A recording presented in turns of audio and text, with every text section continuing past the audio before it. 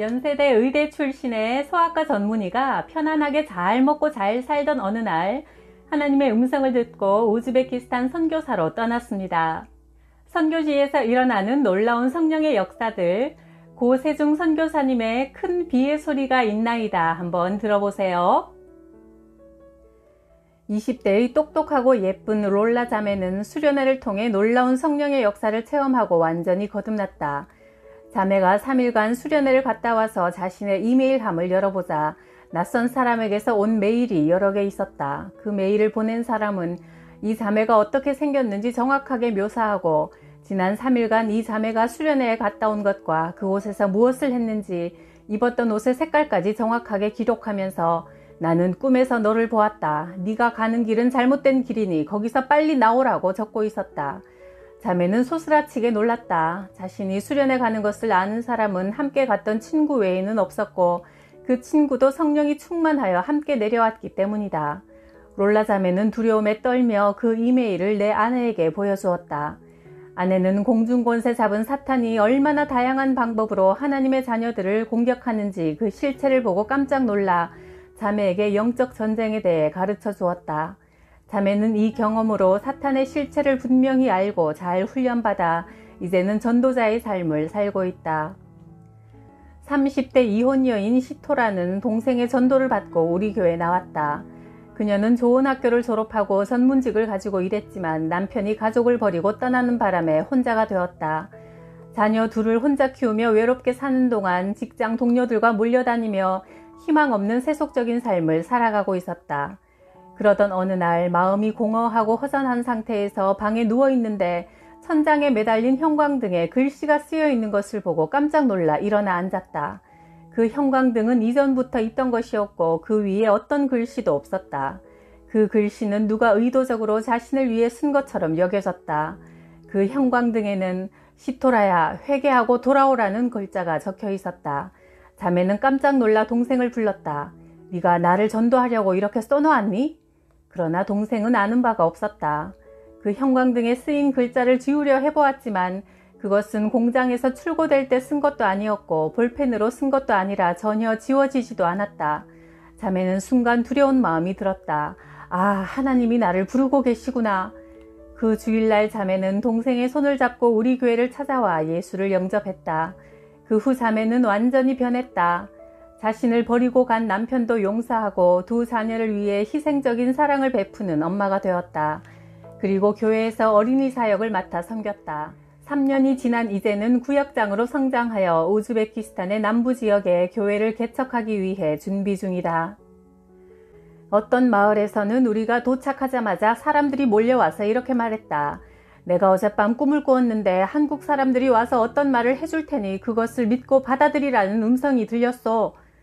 어떤 사람들은 한국인들이 와서 자기 손을 잡고 넓은 강을 건너가는 것을 꿈에서 보았다고도 했고 또 어떤 마을에서는 처음 보는 환자가 내 앞에 와서 내 얼굴을 안다고 했다. 어디서 저를 보았습니까? 지난밤 꿈에 당신과 똑같은 사람이 성경을 펴놓고 내게 하나님의 말씀을 가르쳐 주었소. 이런 경우에는 정말 소름이 끼쳤다. 하나님은 곳곳에 영생을 주기로 작정한 사람들을 우리에게 보내주셨다. 한 번은 우리 교회에 나오는 한 자매의 어머니가 실종된 사건이 발생했다. 실종된 노인은 치매에 걸려 혼자 집 밖을 나갈 수 없었기 때문에 항상 누군가 옆에 있어야 했다. 자매가 교회에 와서 기도 부탁을 한 것은 어머니가 실종된 지 9일이나 지나서였다. 주일 예배를 마치고 난 후 우리 교인들은 모두 열심히 기도했고 마지막에 내가 대표로 기도했는데 나도 모르게 이런 예언 기도가 툭 튀어나왔다. 이번 일로 이 딸은 하나님의 살아계심을 체험하게 될 것이며 사라진 어머니는 3일 내에 만나게 될 것이다. 기도를 마치고 난 나는 어쩌다 내가 이런 담대한 기도를 했을까 하고 약간 당황했다. 기도가 끝난 후 우리는 사람의 생각으로는 불가능한 일이니 모두 집에 돌아가서 더 기도하자고 약속하고 헤어졌다. 이틀이 지나자 나는 초조해졌다. 주님, 당신의 종을 부끄럽게 하지 마소서. 주의 종이 주의 영 안에서 담대하게 선포한 그 일이 반드시 이루어지게 하소서. 3일째 되는 날 동이 트기 전 새벽에 그 어머니가 자기 발로 집으로 돌아왔다는 소식을 들은 나는 감동과 함께 숨이 막히고 등골이 오싹했다. 그 수요일 밤 자매는 주일날 우리와 함께 했던 기도를 기억하면서 3일이 그냥 지나가는 것에 대해 실망하며 울며 기도하다 잠이 들었단다. 그런데 새벽 2시쯤 누군가 자신을 부르는 소리에 잠에서 깼다. 네 어머니가 돌아오니 일어나 준비하라고 말하는 것이다. 깜짝 놀라 일어난 자매는 불을 켜고 아파트 안을 둘러보았지만 아무도 없어 내가 헛소리를 들었나 생각하고 다시 잠이 들었다. 그런데 새벽 5시경 다시 누군가 자기를 깨우는 소리에 잠이 깼다. 네 어머니가 문 앞에 와 있으니 문을 열어주어라 는 말을 듣고 아파트 문을 열어보니 놀랍게도 어두컴컴한 복도에 어머니가 서 있었다. 이 할머니는 실종된 지 12일 만에 이렇게 돌아왔다. 나중에 할머니에게 자세히 물어보니 누군가 자신을 거기까지 데려다 주었다고 했다. 이 일 이후에 우리 교인들이 나를 보는 눈이 달라졌다. 이 일을 통해 나는 영적 권위를 인정받게 되었다. 어떤 문제가 생기면 나를 찾아와서 나의 권면에 기꺼이 순종했다. 이렇게 우리는 모두 하나님을 경험하며 믿음이 성장해 나갔다. 1989년 2월 아직 차가운 겨울바람이 부는 어느 날 아침, 나는 새로 산 차를 타고 상쾌한 기분으로 목적지를 향해 남부지방의 어느 시골길을 달리고 있었다. 최근에 인생의 목적에 대한 막연한 질문들이 내 안에 가득 찼지만 겉으로 보기에 나는 편안한 상태였다. 그러나 이런 평안은 겉모습뿐 사실상 내면에는 공허함과 허무함이 깊숙이 자리 잡고 있었다. 지금까지 내 인생은 어떻게 보면 성공한 삶같이 느껴질 만하다. 의사라는 안정된 직업, 사랑하던 아내와의 결혼, 여유 있는 경제 상황 등 누가 봐도 부러움의 대상이 될 만했다. 그러나 내 마음은 삭막했고 그런 것을 드러내놓고 고민할 수도 없는 바쁜 나날을 보내고 있었기 때문에 그런 생각을 허용하는 것 자체가 사치라고 여겼다. 내면에 있는 허무함의 문제는 애써 무시하고 덮어두었다. 매일 일부러 바쁜 만남을 만들어 술과 오락으로 보내는 생활을 수년간 계속하고 있었다. 그러나 술이 깨면 마음은 더욱 허무하고 우울해져서 또 다른 향락을 찾아 다녀야 했다. 이런 위장된 평화와 불안함 속에서 앞만 보고 달리며 살던 바로 그때, 늦겨울의 시골길에서 갑자기 나의 내면 깊숙한 곳에서 어떤 날카로운 가르침의 음성이 들려왔다. 너는 진리를 알아야 한다. 진리는 오직 한 가지, 예수 그리스도다. 그분이 너의 죄를 위해 죽으셨다. 이것 외에 어떤 진리도 없다. 그 진리가 너를 자유케 할 것이다. 순간 나는 깜짝 놀랐다. 마음속으로 어떤 음성을 들은 것은 처음이었다.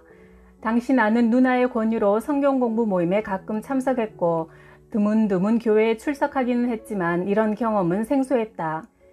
진리를 알지니 진리가 너희를 자유케 하리라는 말씀을 내가 다니던 연세대학의 어떤 건물 앞에서 본 기억이 떠올랐다. 연세대학은 미국 선교사가 세운 곳이라 교내 곳곳에 이런 성경 말씀이 걸려있다. 그런데 지금 내 안의 목소리는 바로 그 진리가 예수 그리스도이며 다른 어떤 진리도 세상에는 존재하지 않는다고 말하고 있었다. 그 음성을 듣는 순간 놀랍게도 감격의 눈물이 솟아나기 시작했다. 이전에는 전혀 느껴보지 못한 격동적인 감정이었다. 나는 원래 감정적인 사람이 아니다. 여태껏 살면서 울어본 적이 거의 없었다. 그런 내가 눈물을 너무 심하게 흘려 차를 운전할 수가 없었다. 어쩔 수 없이 시골길 한편에 차를 세웠다. 지금까지 나를 지탱해 오던 기둥이 와르르 무너지고 어떤 새로운 것들이 내 안에 채워지는 것 같았다. 나는 그 가르침에 순순히 반응하며 고백했다. 그래, 유일한 진리를 알아야 한다. 그 진리만이 나를 자유롭게 할 것이다. 오직 그 진리 안에서만 내 인생의 목적을 찾을 수 있을 것이다. 그 진리는 나를 죄에서 구원하신 예수 그리스도시다. 내가 왜 이렇게 간단한 것을 여태 몰랐지? 이런 진리라면 이미 수백 번도 더 들은 것이 아닌가. 그래, 이것이 바로 진리다. 아, 하나님 감사합니다. 이것을 깨닫게 해주셔서 감사합니다. 저의 죄를 용서해 주셔서 감사합니다. 이 값진 진리는 내가 깨달은 것이 아니라 누군가 내 영혼 안에 넣어준 것 같았다. 다음 순간 나는 깊은 평안을 느꼈다. 이렇게 마음이 편안할 수가 있을까? 뭔가 나를 억누르고 있던 것이 한순간 나를 놓고 떠나가 버린 것만 같았다. 눈을 들어 하늘을 보자 유난히 밝은 빛이 나를 향해 비추고 있었다. 그 빛은 무척 포근하고 따뜻했다. 팔로는 연신 눈물을 닦으면서도 입에서는 웃음이 터져나왔다. 가슴 속에서 설명할 수 없는 기쁨이 샘솟으며 날아갈 듯한 자유를 느꼈다. 그래, 나는 자유다! 나는 자유다! 어떤 것도 나를 속박할 수 없다! 나는 자유다! 다시 정신을 차리고 목적지를 향해 차를 몰고 가면서 이전의 내가 아닌 다른 내가 되었음을 알게 되었다. 다음 날 서울로 돌아온 나는 신앙이 가장 좋은 친구를 찾아갔다. 평소 나는 그 친구를 많이 비웃었지만 그에게 어제 경험한 것을 모두 털어놓았다. 이게 도대체 무슨 일이야? 왜 내게 이런 일이 일어난 거지? 그는 조용히 미소 지으며 내 손을 잡았다. 세중 형제, 하나님이 자네를 만나주셨네. 이리 오게 함께 기도하세. 형제라는 말은 내가 별로 좋아하지 않던 단어였다. 학생 시절 그가 친구들과 함께 기숙사 옥상에 모여 기도할 때 그 옆을 지나는 내게 한 번씩 하던 말이었다. 어이, 세중 형제, 이리 오게 함께 기도하세. 그러면 나는 내겐 내 술친구들이 형제네 하면서 멀찌감치 도망치곤 했었다. 그런데 이상하게도 이날은 형제라는 말이 전혀 싫지가 않았다. 그의 손을 잡고 예수님을 영접하는 기도를 순순히 따라했다. 세중 형제는 이제 하나님의 자녀가 되었네. 이제부터 함께 하나님의 말씀을 공부하세. 하나님이 내 인생에 들어오셔서 그분과 동행하는 새로운 인생이 시작된 것이다. 분명히 나는 새로운 피조물이 되었다. 지금까지 살아온 것처럼 아무 생각 없이 무의미하게 하루하루의 즐거움만을 추구하면서 살지 않게 되었다. 날마다 시간을 정해놓고 성경을 읽고 기도하는 것은 매우 흥분되고 신나는 일이었다. 내 인생을 위한 하나님의 계획은 무엇일까 하는 호기심이 들어 진지하게 금식하며 기도해 보았다. 창세기를 묵상하던 중 갑자기 28장의 한 구절이 가슴에 꽂혔다. 내가 너와 함께 있어 네가 어디로 가든지 너를 지키며 너를 이끌어 이 땅으로 돌아오게 할 것이다. 창세기 28장 15절. 그렇다면 내가 어디론가 가야 한다는 말인가? 그리고 언젠가는 돌아오게 된다는 것인가? 이것은 참 흥미로운 일이었다. 다음날 아침 함께 성경 공부를 하던 그 형제에게 이 말씀을 하나님이 내게 주신 것 같다고 하자 세중 형제, 하나님이 형제를 선교사로 보낼지도 모르겠네. 함께 기도해보세 했다. 선교사라고? 이건 또 무슨 말인가? 내가 어떻게 선교사가 될 수 있다는 말이지? 당황스러웠지만 하나님이 살아계셔서 내게 말씀하신 것이라면 그 뜻대로 이루어질 것이라고 믿게 되었다. 몇 년 뒤 우리 부부는 몇 개의 짐가방을 들고 우즈베키스탄으로 떠나게 되었다. 마을에서 이동 진료를 할 때마다 성령님의 치유 기적이 많이 일어났다. 첫날 귀머거리 어린이가 왔는데 한두 번 기도를 받은 뒤 이제 들리니? 하고 물어보자 자신도 그 들리는 소리에 깜짝 놀라는 모습을 보며 우리 기도팀이 더 놀랐다. 어떤 할머니는 팔이 아파서 한 번도 들어올리지 못하던 팔을 기도가 끝나자마자 번쩍 들어올렸고 수년간 불면증에 시달리던 아줌마를 위해 기도해주자 돌아간 그날 밤 해가 중천에 뜰 때까지 늦잠을 잔 일도 있었다. 이날 우리를 찾아온 75세 고려인 할아버지는 무표정 무감각한 얼굴로 오랫동안 위가 아파서 고생한다고 했다. 부인은 30년 전에 먼저 죽었고 자녀들은 모두 러시아로 떠나서 연락이 되지 않아 혼자 외롭게 살아간다고 했다. 내 아내가 그에게 물었다. 할아버지, 하나님이 살아계시는 것을 믿으세요? 아니요. 나는 70평생 신은 죽었다고 배웠어. 나는 공산당원으로 평생 살아온 사람이요. 내가 어떻게 이제 와서 하나님이 있다고 말할 수 있겠소? 할아버지, 하나님은 살아계시고 할아버지를 사랑하세요.